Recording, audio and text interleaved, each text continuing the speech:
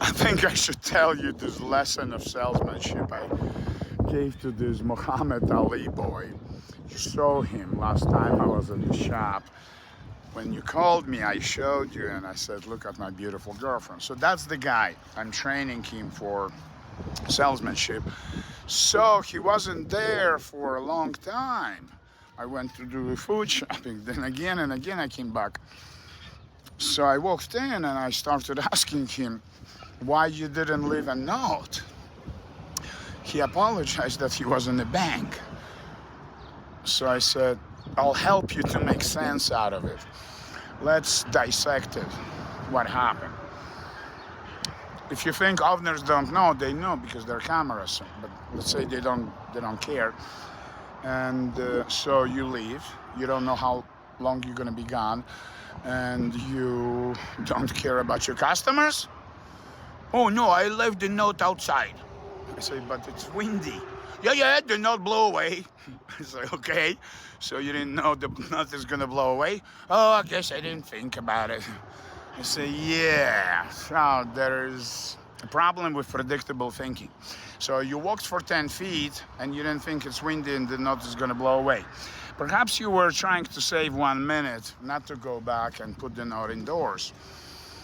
So you didn't care how many customers you're gonna lose in a long time. You didn't know how long this time is gonna be.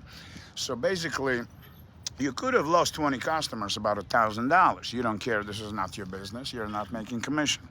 But if you wanna be trained for car dealership, you need to realize that one customer, well worked on, so to speak, well massaged psychiatrically, well brainwashed, is worth $1,000, and you can do it in three hours, basically. Talk about the car, took a test ride, sit down, make an offer, finalize the paperwork, 3 hours, and paper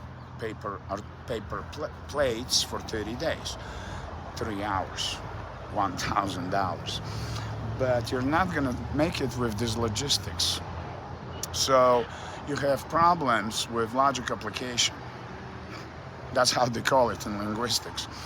You have a problems with execution on a spot. So you thought there might be a problem, but you said, I don't give a shit, and you didn't realize the implications of ignoration. You ignored that, the wind, and you lost $1,000. That's what happened.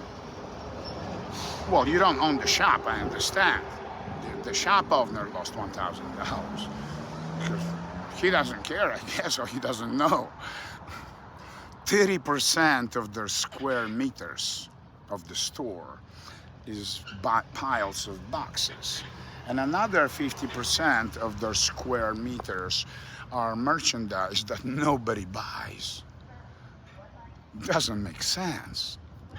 This is why after I sold the businesses in 3 pieces for $1.5 million in 1997, I was obliged by the contract to be a consultant to those businesses.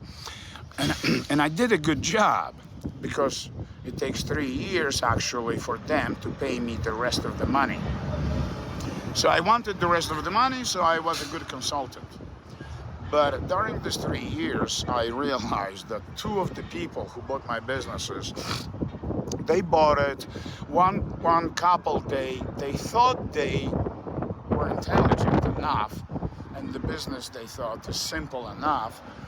Well, they were professors from United Nations School of English. They were English teachers at the UN for 20, 30 years. And they thought they'll retire with their savings and they buy 1/3 of my business, which was, doesn't matter. And they were not doing well. They were not. They were paying me off. They were bleeding out. They were not implementing my suggestions. So they were not using my progressive thinking, how not to ruin the business they bought. So they screwed up. A few years later, they went out of business because they hear, they could call me anytime day of the night after 3 years as well, but they didn't. And they lost it. They lost all of their fucking savings, and this is not my fault. I sold them well prosperous.